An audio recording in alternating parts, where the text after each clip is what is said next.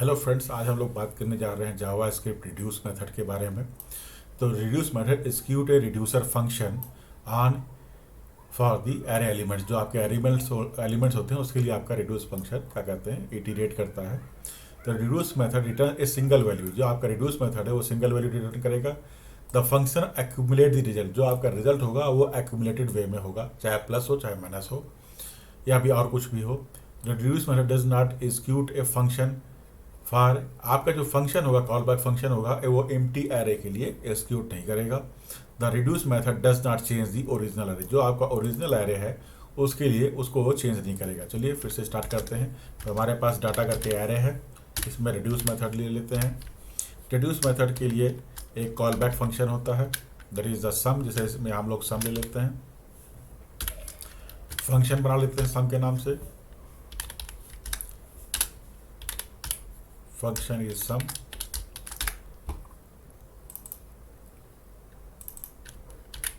Change कर दीजिए इसको। इसमें जो आपका क्या कहते हैं आर्ग्यूमेंट्स पास होते हैं वो होता है एक्यूमुलेटर, जिसको हम ए डबल सी यू कर देते हैं। A double C U accumulator short form and the current element.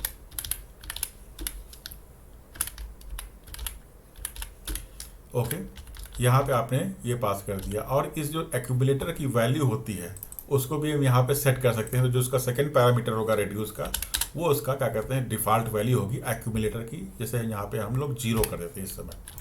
अब इसमें हम लोग एरे की वैल्यूज़ को सम कर लेते हैं। तो देखिए क्या करना है, रिटर्न करना है आपको। रिटर्न करना है एक्यूमुलेटर जो है, जो उसकी वैल्यू 0 है इस समय, और उसमें आप प्लस कर दीजिए ये क्या कहते हैं एरे करंट एलिमेंट, जो आपका करंट एलिमेंट है।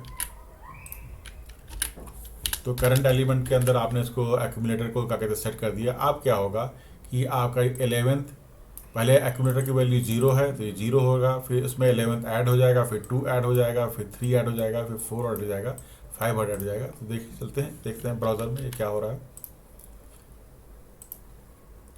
देखिए यहाँ पे कोई वैल्यू नहीं आई है, तो इसका मतलब कुछ प्रॉब्लम है इसमें। तो हम लोगों ने प्रॉब्लम क्या है कि कंसोल नहीं किया है। कंसोल कर लेते हैं, जो भी रिटर्न करेगा उसको उस वैल्यू को कंसोल कर लीजिए। अब देखिए उसमें कुछ वैल्यू आनी चाहिए, आपकी 25 आ रहा है। अब एक और चीज़ करते हैं, जैसे कि इसका जो टोटल है वो 25 है, इसमें कोई और वैल्यू ऐड कर देते हैं। जैसे कि हमने 6 ऐड कर दिया तो अब 31 हो जाना चाहिए। देखिए आपका वैल्यू 31 हो गया है। अब देखिए यहाँ पे यदि आप डिफ़ॉल्ट वैल्यू एक्यूमुलेटर की चेंज कर दें, जैसे कि यहाँ पे एक्यूमुलेटर की वैल्यू आप कर दीजिए क्या कहते हैं 10। डिफ़ॉल्ट वैल्यू जो फर्स्ट वैल्यू है वो एक्यूमुलेटर की 10 होगी, तब क्या आएगा 41 आना चाहिए। देखते हैं क्या होता है। देखिए आपका ये 41 आ गया है। तो क्लियर हो गया। इस पहले के बाद ये आपका रिड्यूसर फंक्शन है, रिड्यूसर नहीं है, रिड्यूस फंक्शन है, जिसके अंदर आप एक कॉल बैक फंक्शन डाल रहे हैं। और फिर दूसरा जो वैल्यू है वो एक्यूमुलेटर की डिफ़ॉल्ट वैल्यू को सेट कर रहा है, और ये इटीरेट हो रहा है हर एलिमेंट के लिए, और उस एलिमेंट के थ्रू आप क्या कहते हैं रिटर्न को सेट कर रहे हैं। तो ये आपका क्या कहते हैं जावास्क्रिप्ट रिड्यूस फंक्शन हो गया है। अब इसको ES6 में कन्वर्ट कर देते हैं। तो ES6 में इसको इसी तरह से आप इसको कमेंट आउट कर दीजिए,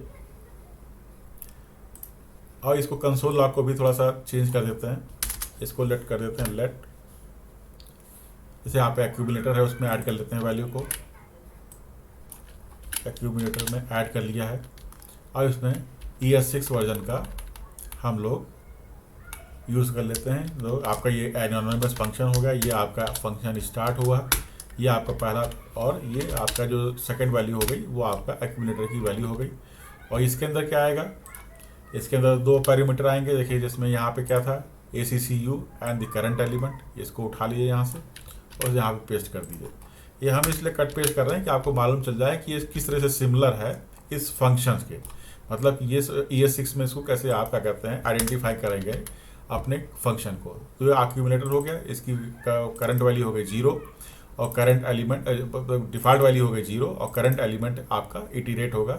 अब यहाँ पे रिटर्न कर देते हैं, इसी तरह से रिटर्न कर दीजिए, इसको कॉपी कर लीजिए और यहीं पे पेस्ट कर दीजिए। सेम फंक्शन है। अब क्या आएगा, अब एक्यूमुलेटर को कंसोल कर लीजिए, CL, ये ES6 वर्जन है। एक्यूमुलेटर को कंसोल कर लेते हैं, देखते हैं क्या होता है।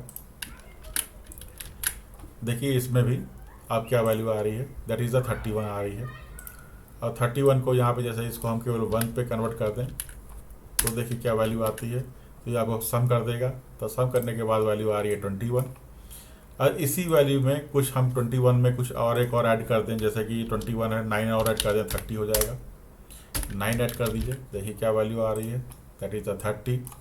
अब देखिए इसकी जो एक्यूमुलेटर की डिफ़ॉल्ट वैल्यू हो उसको चेंज कर दें, उसको चेंज करने के बाद 10 कर दीजिए, तो 30 में 10 और ऐड हो जाएगा, क्योंकि यहाँ पे जो करंट वैल्यू हो एक्यूमुलेटर की पहली वैल्यू होगी 10, 10 में से आपका 1 ऐड होगा, फिर 2 ऐड होगा, फिर 3 ऐड होगा, 4 ऐड होगा, 5, 6 और 9 तक, 9 फिर ऐड होगा। तो ये आपका एक्यूमुलेट प्लस उसकी पहली वैल्यू 10, तो ये आपका एक एक करके ऐड होगा, तो इसकी वैल्यू आपकी 30 है और पहली वैल्यू आपकी 10 है जो एक्यूमुलेटर में जा रही है, तो क्या होगा 40 आ जाना चाहिए। देखिए क्या होता है, देखिए 40 आ गया यहाँ पे।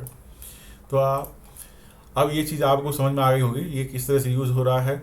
अब इसका एक और यूज़ है जो कि हम लोग यूज़ करते हैं, एरे ऑफ दी ऑब्जेक्ट। ये आपका एरे ऑफ दी ऑब्जेक्ट हो गया, जस्ट मिनट कहाँ गया, ये आपका एरे ऑफ दी ऑब्जेक्ट हो गया, दैट इज़ द ARR। इसको यहाँ पे एरे ऑफ दी ऑब्जेक्ट, जैसे आपका ये पहला एलिमेंट हो गया इंडेक्स 0, दूसरा एलिमेंट हो गया इंडेक्स 1 और तीसरा एलिमेंट हो गया। अब इसकी जो वैल्यूज़ हैं, जो 1 है, 2 है और 4 को हम लोग सम कर लेते हैं। तो क्या करना पड़ेगा, एक्यूमुलेटर जो वैल्यू है वो 0 कर लेते हैं इसकी। अब जो करंट एलिमेंट है, करंट एलिमेंट आपका ये ऑब्जेक्ट आएगा, या फिर इसको ऑब्जेक्ट कर दीजिए आप, ऑब्जेक्ट या OBJ कर दीजिए। ऑब्जेक्ट को जब आपका x को वैल्यू उठाना है तो ऑब्जेक्ट यहाँ पे कर दीजिए, ऑब्जेक्ट डॉट x की वैल्यू उठानी है आपको। तो क्या होगा इसमें, एक्यूमुलेटर में जो डिफ़ॉल्ट वैल्यू है एक्यूमुलेटर की वो 0 है। तो यहाँ पे क्या कहते हैं रिटर्न हो रहा है, ये आपका एरे है, तो सॉरी ये देखिए आपका एलिमेंट हट गया है, तो A है यहाँ पे, ये x है। एरे से इसको हम लोग क्या करते हैं इटीरेट करेंगे, तो यहाँ पे इसको एरे कर दिए, एरे से रिड्यूस फंक्शन लगाएंगे, उस रिड्यूस में जो आपकी डिफ़ॉल्ट वैल्यू होगी 0 होगी और ऑब्जेक्ट आपका इस तरह से रिटर्न होगा। और ऑब्जेक्ट की क्या कहते हैं वैल्यूज़ को, x की क्या वैल्यू है उसको एक्सेस करने के लिए ऑब्जेक्ट डॉट x कर देंगे, तो उसकी जो 1 वैल्यू वो आ जाएगी, 2 और 4, तो 4, 2, 6 और 7 ये आना चाहिए। देखते हैं क्या होता है, ये एक्यूमुलेटर में स्टोर हो जाएगा। देखिए क्या होता है इसमें, तो देखिए 7 वैल्यू आ गई। अब फिर इसमें क्या करते हैं, आपकी डिफ़ॉल्ट वैल्यू को टर्न कर देते हैं, तो क्या वैल्यू आएगी 70। पहली वैल्यू क्या हो गई यहाँ पे एक्यूमुलेटर में 10 हो गई, और ऑब्जेक्ट का x वही है 1, 2 और 4, 4 to 7 एंड पहली वैल्यू 10 है, तो 17 हो जाना चाहिए। देखिए क्या आता है 17 हो गया यहाँ पे आपका।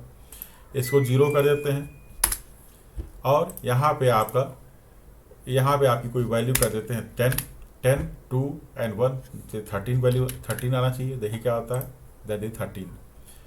होप यू गाइस आप लोगों को ये पूरा क्लियर हो गया होगा। यदि कोई इशू है तो आप कमेंट करिए, हम लोग इसको नेक्स्ट वीडियो में एड्रेस करेंगे। यदि आपको वीडियो अच्छा लगा हो तो लाइक बटन प्रेस कर दीजिए और चैनल को सब्सक्राइब कर दीजिए। Thank you friends, thank you for watching, thank you.